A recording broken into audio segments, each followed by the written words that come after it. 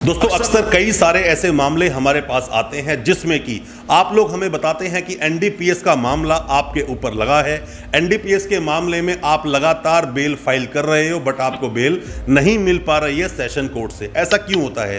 क्या sessions court NDPS के मामलों में बेल नहीं देते हैं, या फिर किन एनडीपीएस के मामलों में आसानी से बेल हो जाएगी, या क्या क्या वो चीजें हैं जिनका अगर आप विशेष रूप से ध्यान करेंगे तो आपकी बेल लेने में आपको आसानी हो सकती है किसी भी एनडीपीएस के मामले में। उन्हीं सब बातों पर आज हम जिक्र करेंगे अपनी इस वीडियो में। ज्यादा कुछ जानने के लिए दोस्तों बने रहिए हमारे इस वीडियो के साथ। दोस्तों एनडीपीएस के मामले, एनडीपीएस के जो मामले होते हैं उस पर हालांकि हमने कई वीडियोस बनाई हैं, आपको बताया है क्या होते हैं ये मामले, किस तरह से बेल ली जाएगी। पर मैं आपको आज बताऊं तो एनडीपीएस के मामले में लगातार हमारे पास जो कमेंट्स आए हैं, हमें व्हाट्सएप किए हैं लोगों ने कि सर एनडीपीएस के मामले में सेशन कोर्ट में 3-4 बार बेल लगा चुके हैं बट हमें अभी तक बेल नहीं मिल रही है।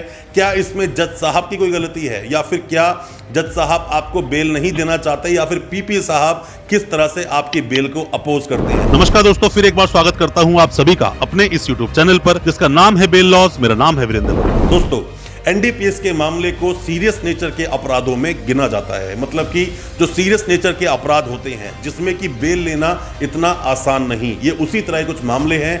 पर यहां सबसे बड़ा रोल प्ले करती है क्वांटिटी।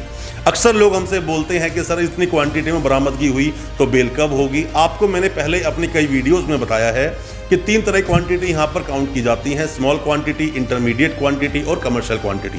अब डिपेंड करता है कि जो आपके पास जो क्वांटिटी बरामद हुई है वो कैसे है। जैसे कि मुझसे अभी रिसेंट में किसी ने एक सवाल पूछा कि सर हम 5 लोगों को इसमें पार्टी बनाया गया हमारे इस मामले में, या 6 लोगों को पार्टी बनाया गया, हमारे पास से लगभग 9 किलो अफीम बरामद हुई है, तो क्या सब में वो बढ़ जाएगी, उसके बाद बनाया जाएगा कमर्शियल क्वांटिटी क्या है?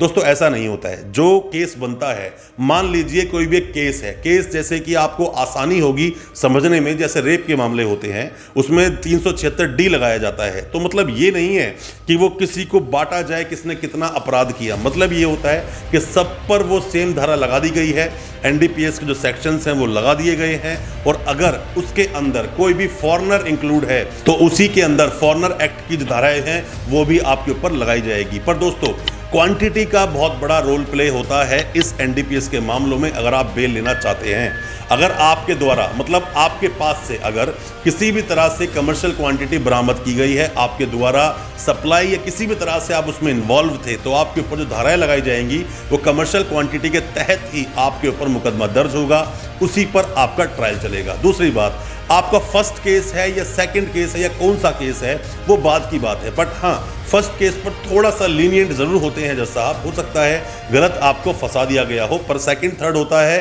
तो ये मामले थोड़ा सा सीरियस नेचर के हो जाते हैं। तो लगता है कि ये जो मामला है ये एक हैबिचुअल ऑफेंडर एक आदमी है जिसको दोबारा से पकड़ लिया गया है, तो बेल लेना थोड़ा मुश्किल हो जाता है। साथ में डिपेंड करता है बरामदगी कैसे की गई है। ऐसे कई सारे सवाल हैं, पर मैं आपको बता दूं दोस्तों, आप सबसे पहले अगर आपको एनडीपीएस के मामले में या आपके दोस्त या परिजन को किसी को भी अगर पकड़ा गया है एनडीपीएस के मामले में, सबसे पहले आपको देखना है क्वांटिटी कितनी है। क्वांटिटी के अकॉर्डिंग ही आपके जो वकील साहब हैं आपके केस को प्रेजेंट करेंगे। और मैं आपको बताऊं, ज्यादातर लोग जो साल 2 साल 3 साल अंदर रह लेते हैं वो लोग कोशिश करते हैं हमें किसी भी तरह से इंटरिम बेल मिल जाए। दोस्तों इंटरिम बेल आप ले भी लोगे, महीने 2 महीने की दोबारा से आपको सरेंडर देना पड़ेगा, उसके बाद दोबारा से आपको बेल फाइल करनी पड़ेगी। तो कोशिश ये कीजिए, अगर आपको ज्यादा जरूरी नहीं है इंटरिम पर बाहर आने की तो आप रेगुलर बेल का ही सहारा लें। रेगुलर बेल के लिए फाइट करें, बेशक थोड़ी लंबी फाइट हो बट उसके लिए मशक्कत आप जरूर करें, और रेगुलर बेल मिलने के बाद में फेयर ट्रायल का इंतजार करें और आपके वकील साहब आपके पक्ष को अच्छे से रख पाए तो मेरा ये मानना है कि आपको बेल भी मिलेगी और आप उस केस से बिल्कुल पूरी तरह से बरी भी कर दिए जाओगे, एक्विटल कर दिया जाएगा आपको। दोस्तों मैं उम्मीद करता हूं जो मैंने आपको बताया एनडीपीएस केस के बारे में आपको समझ आया होगा। कोई भी किसी भी तरह के डाउट्स हैं, क्वेश्चंस हैं आपके दिल में, आप हमें कमेंट बॉक्स में जरूर बताइए, और कुछ आप जानना चाहते हैं हमें आप व्हाट्सएप भी कर सकते हैं। दोस्तों अच्छा लगा हो आज का हमारा वीडियो, हमारे चैनल को सब्सक्राइब करना बिल्कुल ना भूलें, साथ में लगा बेल आइकन जरूर दबा दें ताकि इसी तरह की लीगल अवेयरनेस की वीडियोस हम आपके लेकर आ सकें सबसे पहले। बहुत बहुत शुक्रिया दोस्तों, धन्यवाद हमारे वीडियो के साथ बने रहने के लिए।